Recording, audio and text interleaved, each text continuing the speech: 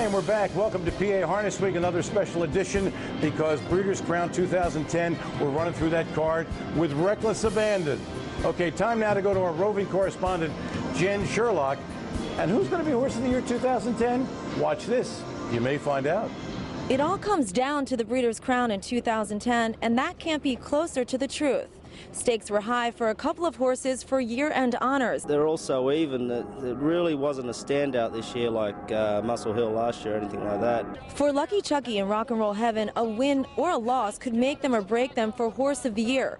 But Rock and Roll Heaven seemed to blow everyone away. Rock and Roll Heaven clear by 2, 3/4, 119 and 4, 26 and 2. Are you kidding me here? Rock and Roll Heaven is out here by 4 full lengths. Muscle Massive pokes ahead in front, but now takes back as Lucky Chucky has the inside advantage, and Lucky Chucky committed to the lead for Campbell, and he seats Muscle Massive there trying to get in. He broke. Muscle Massive broke. Rock and Roll Heaven, a coronation of the Breeders' Crown final. Wins it going away. I've got to say Rock and Roll Heaven.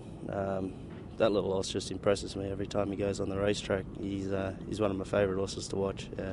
More than likely Rock and Roll Heaven. You know, he's had a pretty good year, and when Shark Jester made that misstep on Saturday night, I think he just opened the door for the other horse, and he's done more than enough to get it. If Lucky Chucky had won in the Breeders' Crown, that could have changed the game. One could say the same for Shark Jester and Won the West, who has won back-to-back Breeders' Crown races in recent years. The Dan Patch Award will be given in February of next year. Horses are voted on by the U.S. Harness Writers Association. I'm Jennifer Sherlock for PA Harness Week. Thank you, dear Jennifer. Time now to continue with the action from Saturday night at Mohegan Sun at Pocono Downs, the $600,000 two-year-old filly trot. And with that, here's Heather. Thank you very much. Fitness Girl is the better choice in here for trainer Steve Elliott.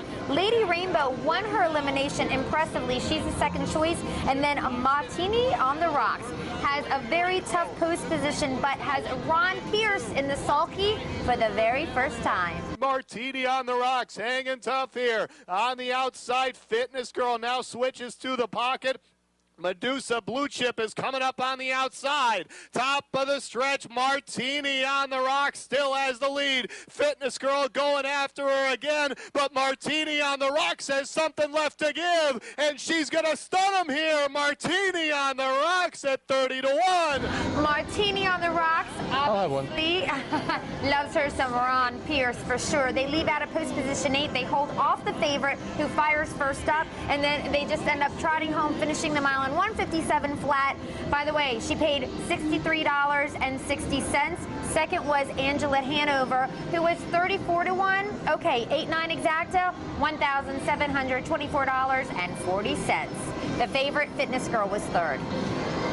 And Ron Pierce was he won it like a 3 to 5 shot, not like a 30 to 1. All right, now let's go to race 5.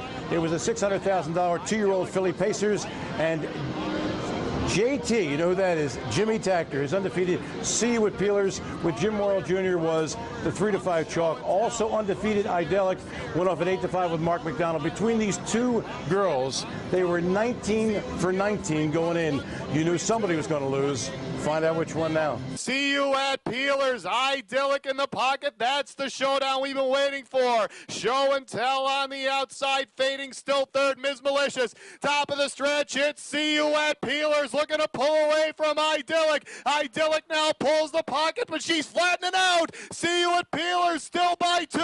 Well, the only thing missing from See You at Peelers' performance was a pole, ladies and gentlemen. Made it a baker's dozen, winning 13 races in a row in 152 and 1, literally jogged, striking Attitude up for 15 to 1 with Dave Pallone close for second, and Idyllic was a non-menacing third. And now we'll go to race 6 for two-year-old Colton Golding Trotters, and Heather's got that one for you. $600,000 on the line. We have Dehambro. That's how I like to say it anyway. The favorite going into this race, 8 out of 10 starts. He ended up winning those. Pastor Steven, this is a tough trotter named after Jimmy Takter's pastor. Not after you. No, no, no, no. Man of many missions. He had a really hard time staying on stride during his elimination, but he still finished fourth and he still made the final. Let's see how he does. And it's Pastor Stephen 2 lengths in front. Man of many missions coming to him on the outside. Swan for all on the far outside moving into third. And leader of the gang is racing in fourth. It's Pastor Stephen at the top of the stretch who leads it. Man of many missions. Andy Miller tried to hold him together and rally on. Pastor Stephen almost there. Man of many missions coming on the outside. Pastor Stephen looking for the line. Man of many missions. You've got 4 out of these 9 guys going off stride, including the favorites, so you got 5 left over. Okay, Man of Many Missions travels up on the outside. He ends up winning by a head in a new lifetime best of 153-2 with Andy Miller driving. Now, this was only his 5th lifetime start, and the horse wins the Breeders' Crown. Go figure. Pastor Stephen got nipped at the wire, and third went to a Swan in a Million. 2-year-old Colton Gelding Pacers are next, and Fashion Delight was the 8-5 chalk for Dave Miller. Shady Shark Hanover with Jim Morrill Jr. was 3-1. Big Jim with Phil Hudon and Foreclosure with Tim Tetrick were co-third choices at 5-2, and here's the call. Fashion Delight leads the way as they circle the far turn. Foreclosure trying to hang in there first over. Big Jim waiting for the passing lane, and Shady Shark Hanover is 3 wide for Morrill, and he's closing well on the outside. They're at the top of the stretch. Fashion Delight full out. Big Jim dives to the inside. Shady Shark Hanover on the outside. It's Big Jim at the rail. For me, this was the best bet on the entire Breeders' Crown card. Last week, Big Jim blew at 4-5, comes back, gets off at 7-2, wins as much the best in 1:15.4.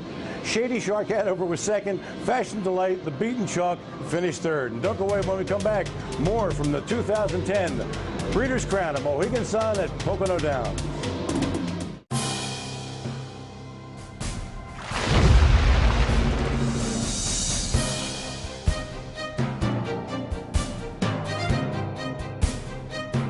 Hi, and welcome back to PA Harness Week with Steve and Heather. Time now to go back to Mohegan Sun at Pocono Downs. By the way, Ed Kubeski told me to say at, so I punctuated the at. Mohegan Sun at Pocono Downs. There you go. All right, let's go to the first race of the night. Kicked off, this was the curtain riser, and Heather's got that for you. Yeah, we got a race going for $250,000. It's the trotting mares. Buckeye St. Pat, she was voted the champion trotting mare the last 2 years. She's going to be voted the champion trotting mare again this year. Trust me on that. Windsong Soprano taking in almost as much money as Buckeye St. Pat in this race. No respect to her, but I was just kind of surprised about that. And then Autumn Escapade actually beat Buckeye St. Pat in Delaware, Ohio. So let's see how these mares do. Buckeye St. Pat, the defending champ, here leads it by a length. Autumn Escapade still lurking there in the pocket. Yersa Hanover is third. At the top of the stretch now, Tetrick asks for more, and Buckeye St. Pat is responding. Buckeye St. Pat, never an anxious moment. She wants command of the race. She gets it with Tim Tetrick in the bike and wins in 152-3. Yeah, no surprise there. Autumn Escapade got a good trip. She settled for second, and then rounding out the trifecta was Yersa Hanover. You say you want to hear from some 3-year-old trotting fillies? Is that what they sound like? That's right, here they go. Behind closed doors was the 3-2 chalk with Dave Pallone. Ultimate Camera with George Brennan was 5-2, and Brahmali Hanover was 5-1 with Dave Miller. It's a land rush now. Spicy Wings takes the lead far outside. Impressive. Kemp is just dusting him here. Can you believe Ron Pierce strikes again? He wins at 6-1, 30-1, and now 13-1 with Impressive Kemp. Came from the men's room, drew away in 154-4. This horse races barefoot. Must have dirty hoofs, right? I guess she told me that. All right, behind closed doors got second. Spicy Waynes with John Campbell got third. And that's going to do it for the 2010 edition of the Breeders' Crown at Mohegan Sun Pocono Downs. And for all of us here at PA Harness Week, including my partner Heather Moffat, I'm Steve Ross. Have a great day, and remember, get high on harness. It's only natural. There they go. Explosive Matter wins the Colonial easily. Underway. Starting fast outside there, Express Messenger.